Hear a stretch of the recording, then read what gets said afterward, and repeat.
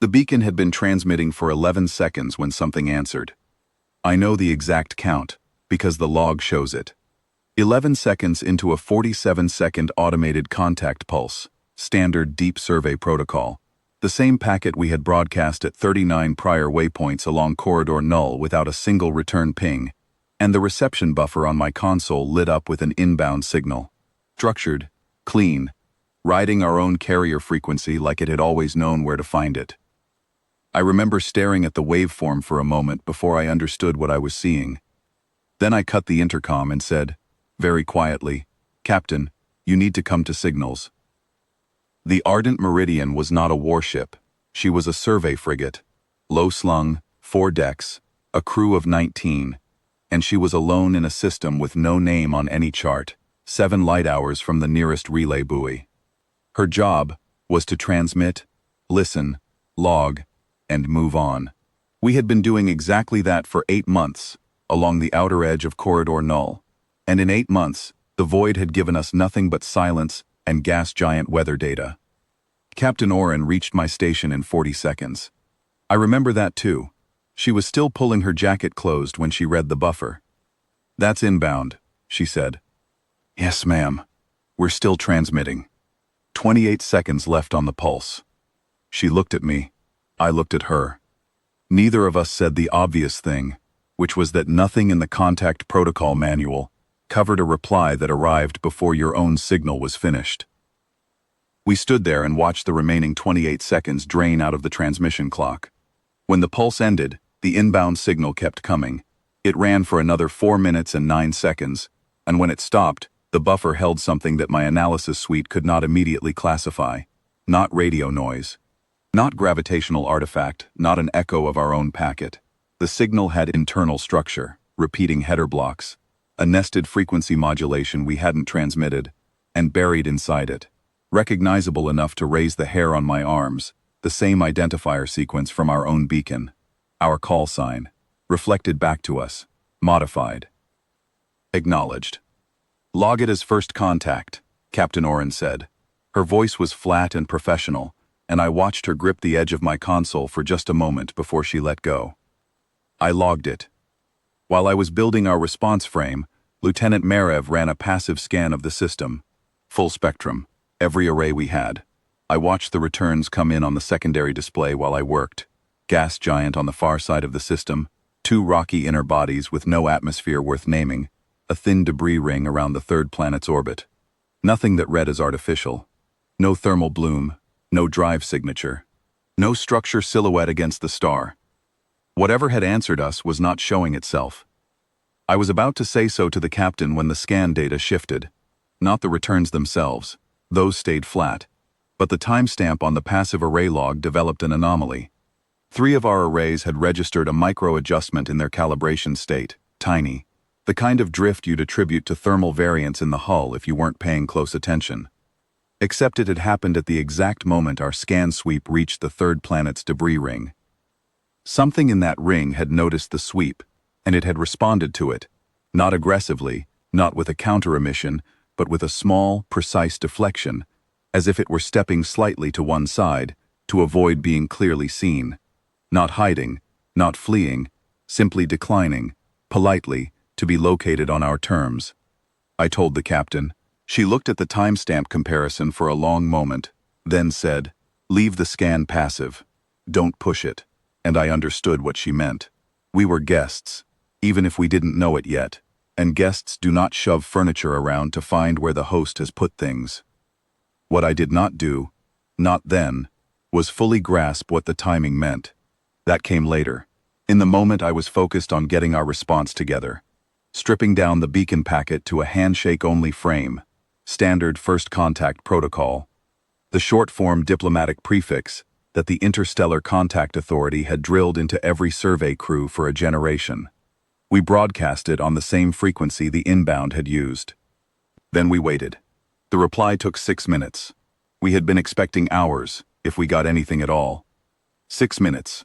At the distances involved, that meant their source was close, within 2 light minutes. We had scanned this system for 11 hours on approach, and found nothing.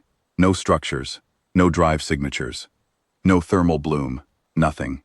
And yet 6 minutes after our handshake, a second burst arrived. And this one was different from the first. Longer. More layered. And in the third tier of its frequency structure, sitting there like something left out for us to find, was a partial translation key. They were teaching us how to read them. I have been in signals for 14 years.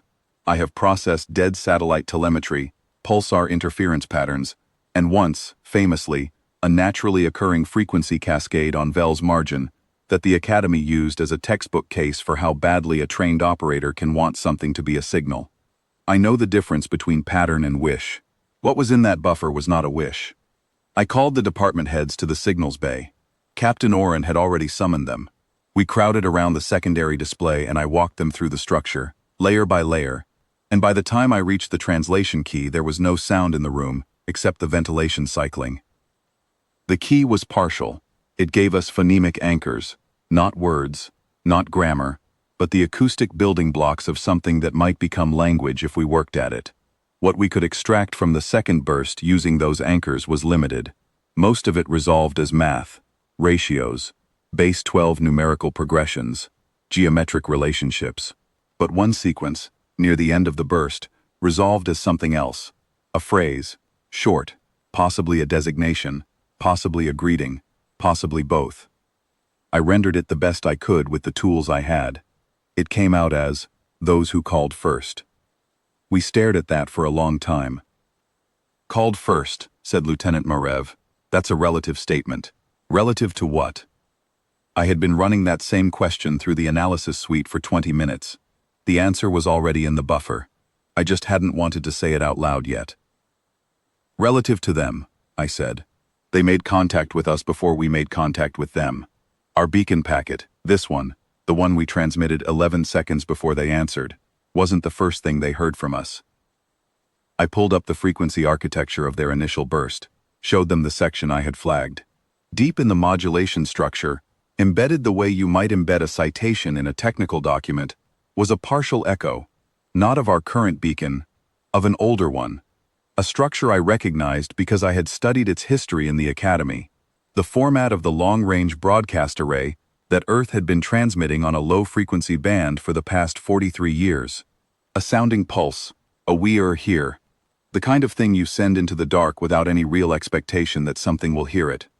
Something had heard it. They've had 43 years, Captain Oren said.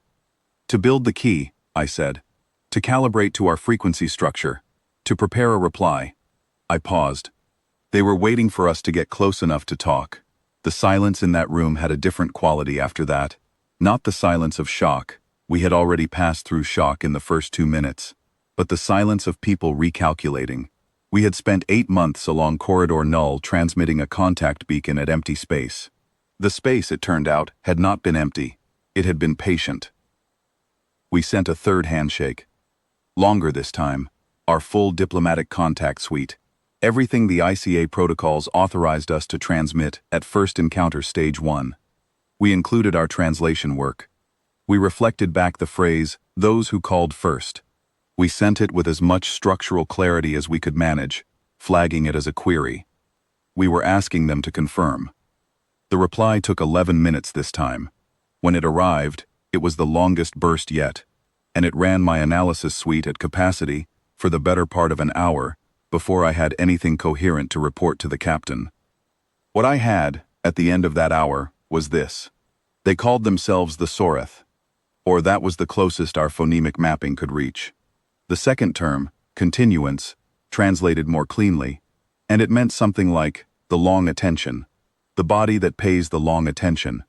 That was how they named themselves, and having spent 3 days with their signal structure by the time I finished the report, I found the name precise rather than poetic.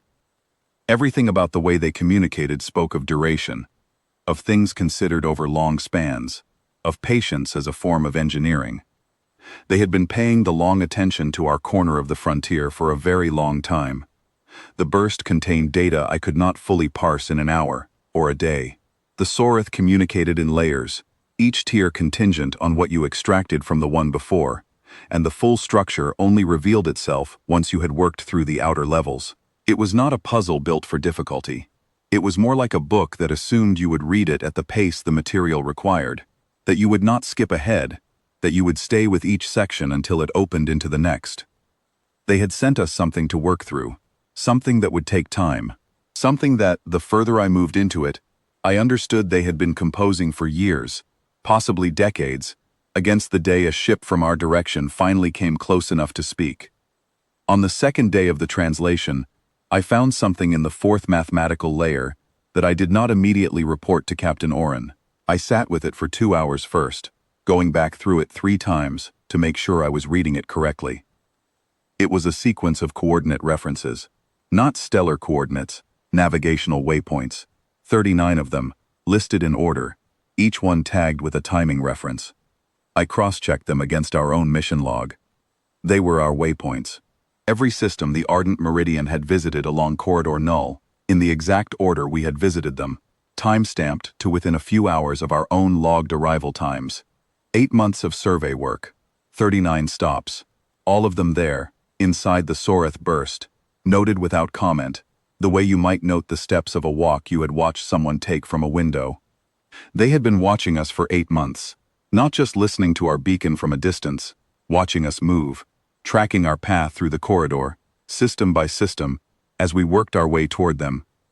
I thought about that for a long time, about what it meant that they had the patience to watch an unknown species navigate a survey route for 8 months before deciding to speak, about what kind of assessment they had been conducting, about what we had shown them in those 8 months, our survey protocols, our transmission habits, our reaction times, the care with which we logged each system before moving on, and what conclusions a careful observer might draw from it.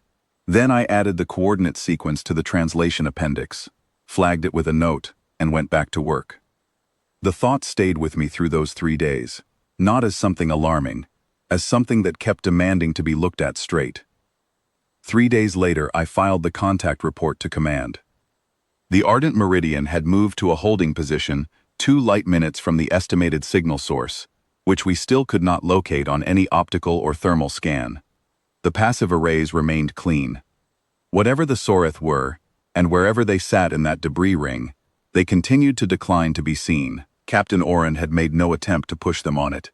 Neither had I. Their presence was in the data. Their willingness to speak was in the data. That was more than 43 years of silence, and we were not going to burn it by demanding they stand up and show themselves when they had not yet chosen to. The report ran to 47 pages. Captain Oren reviewed every line, added her certification and her own brief addendum, 1 paragraph. The kind of prose a career officer produces when she wants the record to show that she understood what she was witnessing, and was not undone by it. She had been shaken. We all had been. But the log would not say so, and the log was what command would read. At the end of the report, per IKA protocol, I was required to include the best available translation of any communication received. All 47 pages, the full signal architecture appended, the phonemic key, the mathematical progressions, the geometric structures, the phrase, "those who called first," parsed and noted. And then, at the very end, the final extracted phrase from the third and deepest tier of the Soreth burst.